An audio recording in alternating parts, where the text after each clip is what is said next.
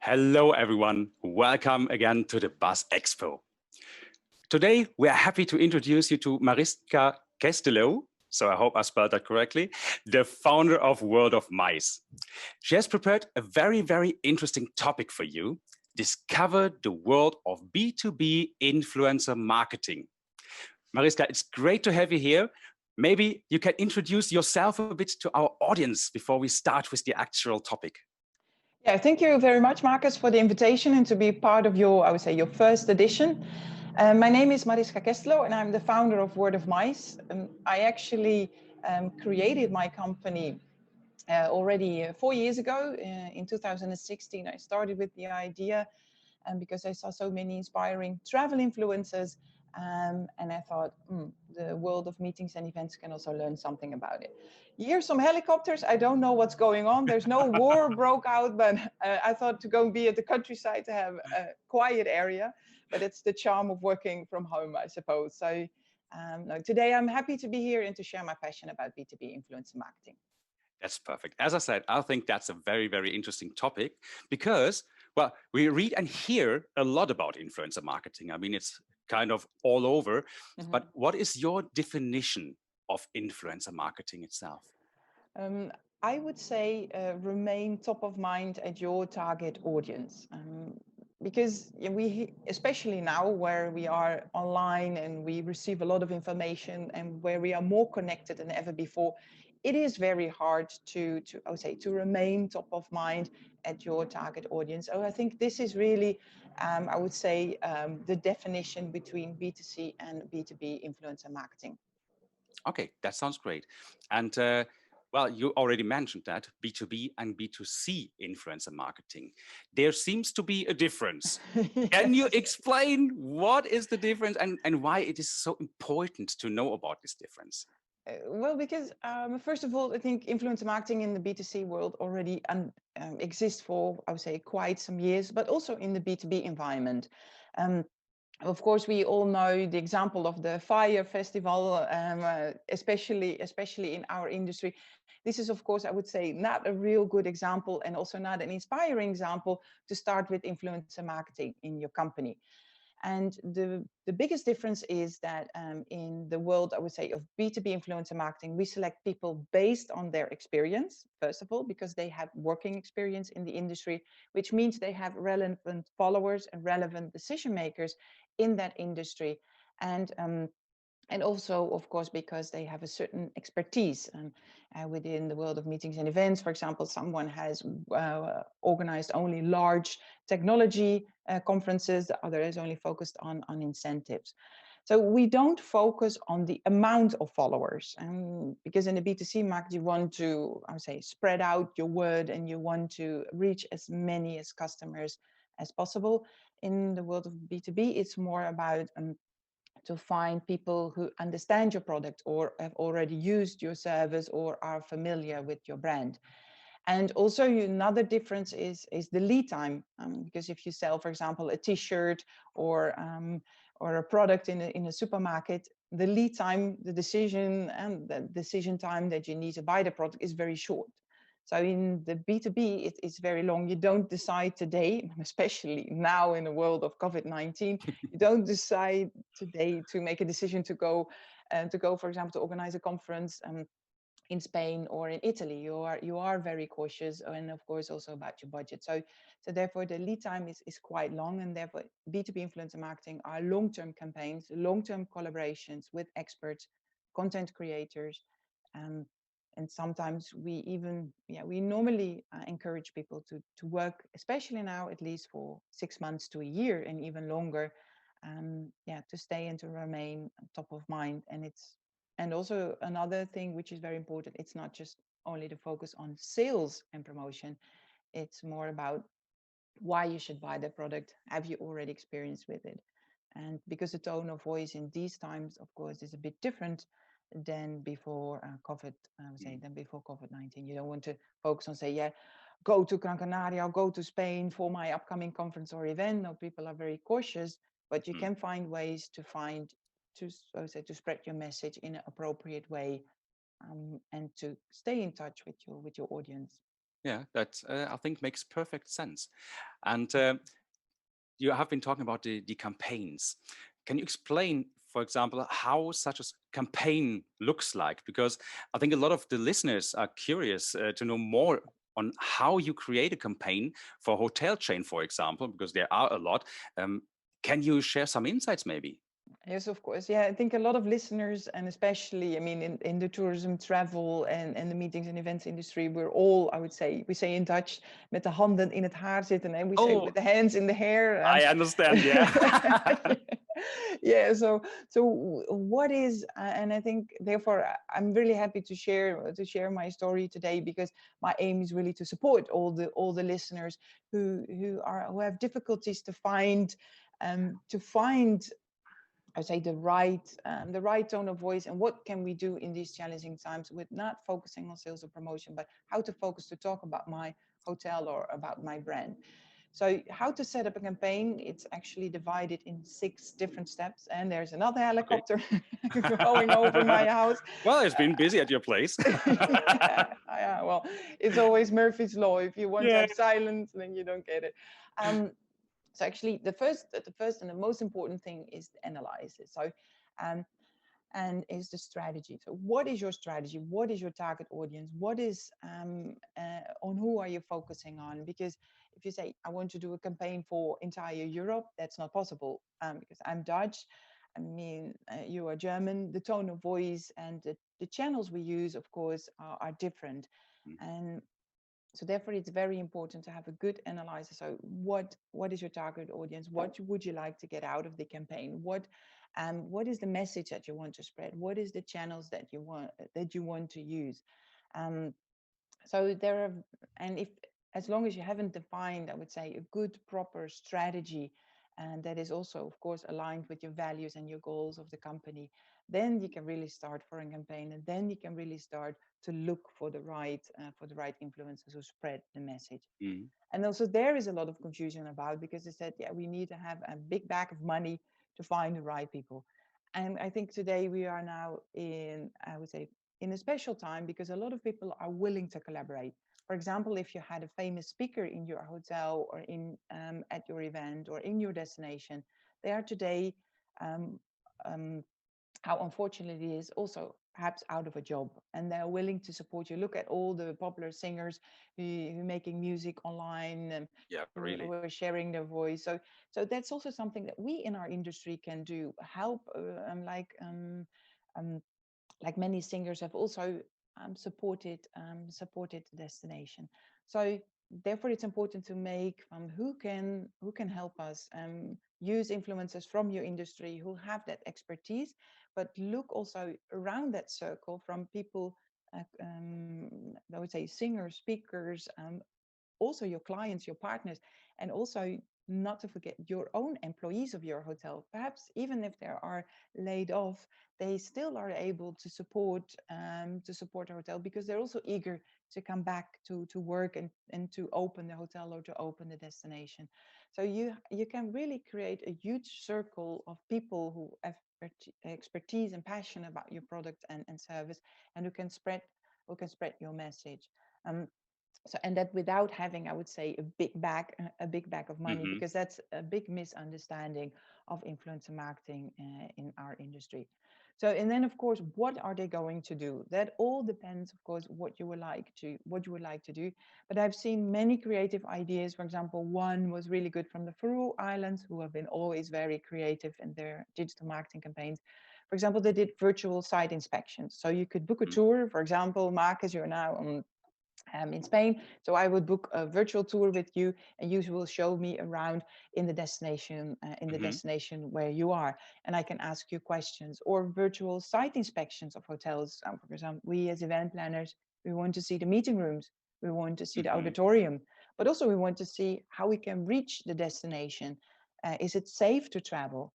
And also think a lot about podcasts or webinars or interviews that we are doing today. So there is a lot of possibilities without the focus on sales and promotion, but still spreading the passion, the values, why you should come, or why you should consider the brand or company within the near future. But that, of course, costs time, and that is not something that you would do that you would reach out to, I would say, one to the other day. So therefore, it's Mm, important to set up a campaign with the right people who can spread the message about your brand and company, and also create a long-term campaign, because the virus, how unfortunate it is not away, and we will still have to deal it on a long term.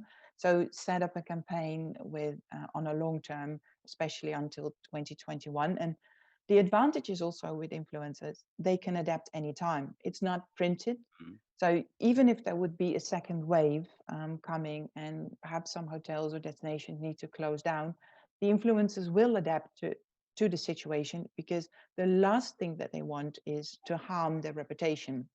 exactly. They understand, because they also need to adapt to the current situation. So therefore, I think there are so many opportunities that people can do, and we are working in a creative industry, and I think we should now use the creativity not for our clients, but for ourselves, to promote ourselves and to be proud on the industry that we are working on. Absolutely, absolutely. And you already mentioned that. I just want to, well, point out the question a little more clear. Why is the influencer marketing so important, especially now, more than ever in the end? Yeah, because, well, first of all, we are more online than ever. Who would have thought that I would be today on an interview with you on an online conference? I mean, to be honest, I would prefer to Yeah, see you face to face and be on same stage, and to here. have the and to have the engagement and the, yeah, the atmosphere of the audience. So yeah, and therefore influencer marketing is so easy, because we can adapt to the situation. And if we would have the ability to do it tomorrow, let's say live Mm, face to face, we can also engage the influencer and ask to come, or to be the moderator, or to be the host of the show.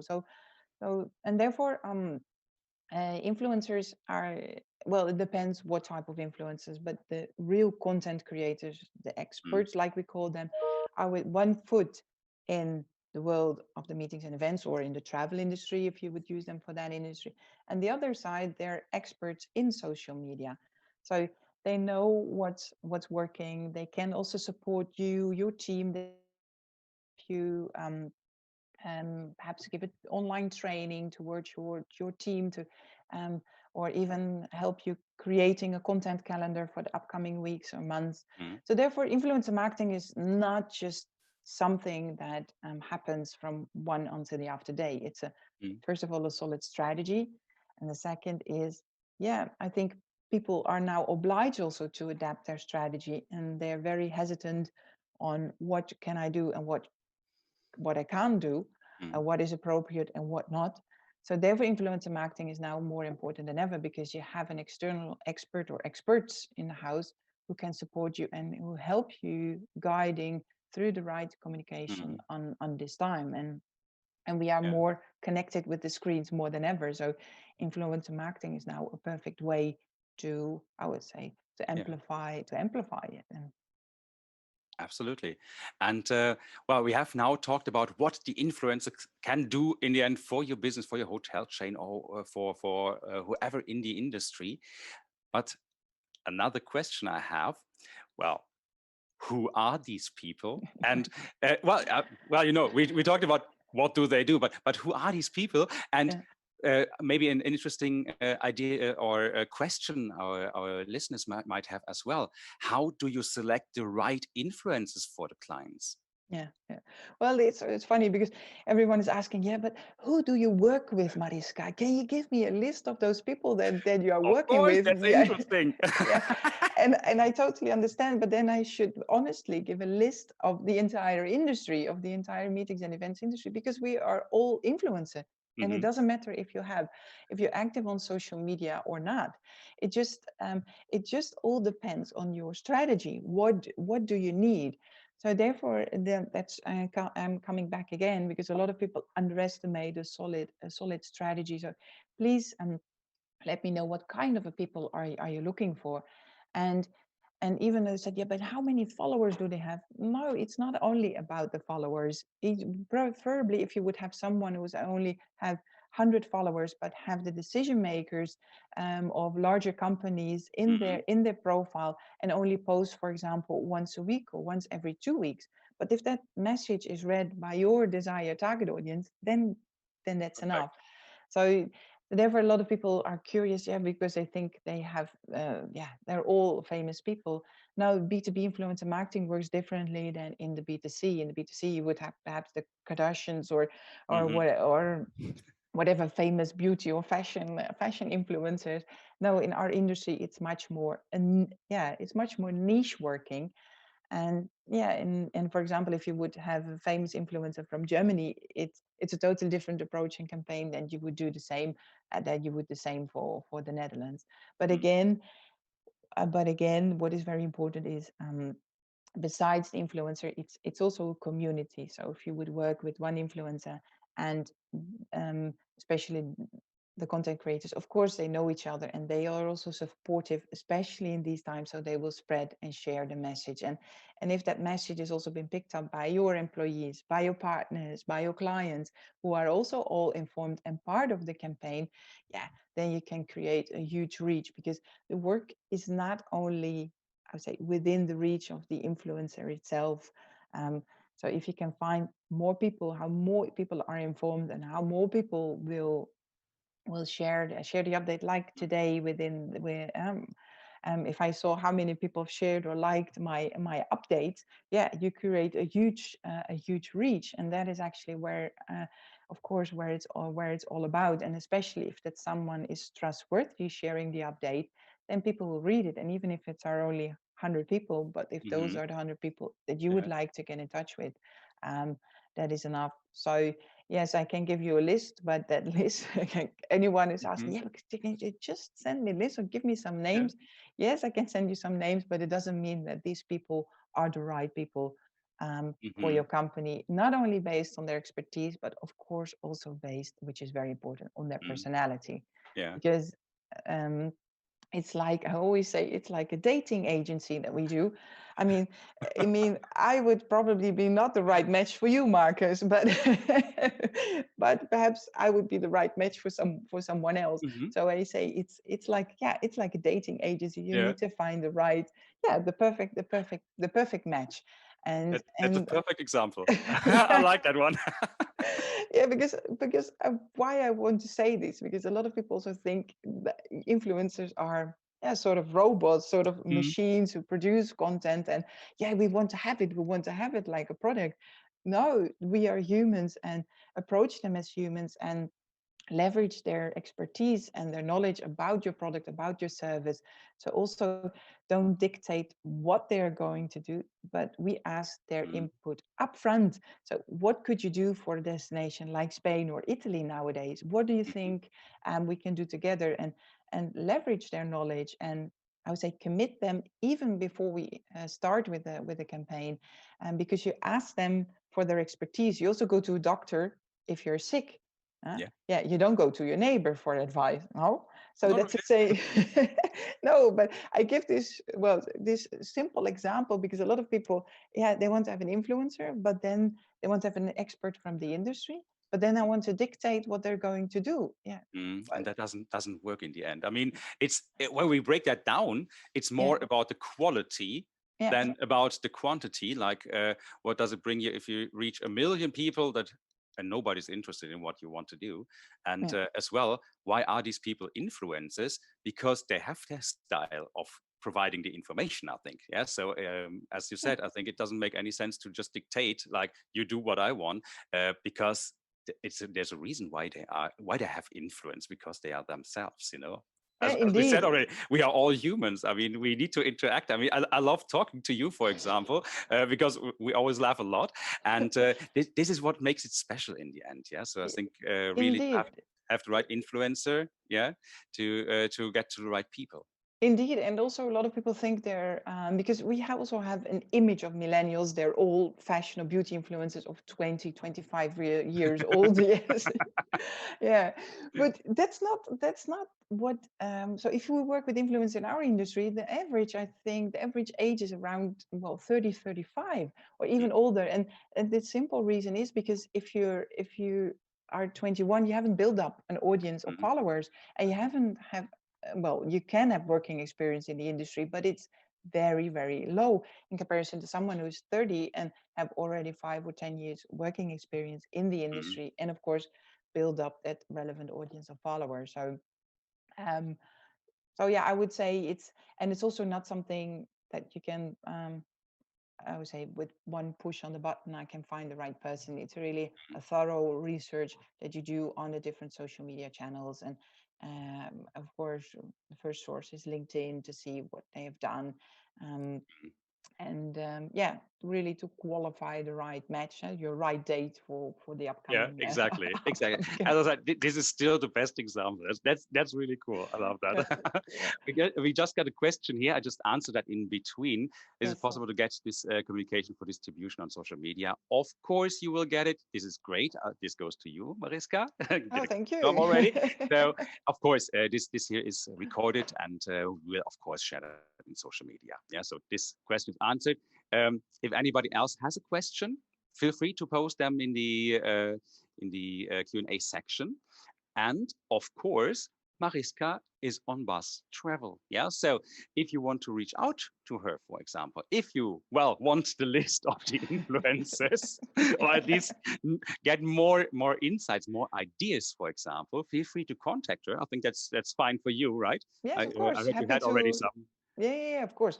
I mean, that's Perfect. also the reason why I'm here, and Yeah. not only to share my passion, but really also to help supporting the destinations and the especially ones, of course, are more focused on the meetings and events industry to Of course. help them to continue with the communication, because that I think is the worst thing that you can do, stop the communication in these Absolutely. challenging times. And there's so many people who are supportive and are willing to help. So I would say use and abuse this moment of crisis to continue with the communication, and Mm. hopefully that as soon as you're able to be open, that you can welcome the right with, and also with the right type of guests, of course. Yeah. Yes. Absolutely, absolutely. And um, there is more to hear from you, because tomorrow we'll have your keynote speech. Yeah. So Yes. for everybody who thought, hey, Mariska really knows what she's talking about, and I want to hear more, tomorrow, keynote speech, check our events, sign up, or watch live, or do both. It's all up to you. Yeah. So, Mariska, anything you would just would like to tell the audience in the last minutes we have here? Yes, perhaps a last thing that I want to say is yes, and it's not to say to promote, but please continue with the communication. Please don't. I mean, we're all in, I would say, in strange and challenging times for all of us, but please don't give up. Be positive, and I mean, see the end. Um, See the light at the end of the tunnel, and there are so many people are willing to help and support, so use that, and we're happy to support you to get you, I would say, to get you right on track. So if you want more information, join me tomorrow, and there, we'll share some more information um, about target audience, how to dive further in the topic, how to set up a campaign, and share some case studies with you as well. That's perfect. And you see, Mariska doesn't bite. Feel free to contact her. Very, very nice person to talk to. Mariska, it had been my pleasure talking to you once again. And yeah, for all your insights, for all the information that I think everybody can really benefit from. So guys, really think about it and start acting, and don't stop connecting. And Mariska, I wish you a great day. I'm really looking forward to seeing you tomorrow and hearing from you some more information. Thanks a lot. Yeah, thank you, and see you See you tomorrow. next Thank you time. for the invitation, and have a good show. My pleasure. See Ciao, you. ciao. Bye bye.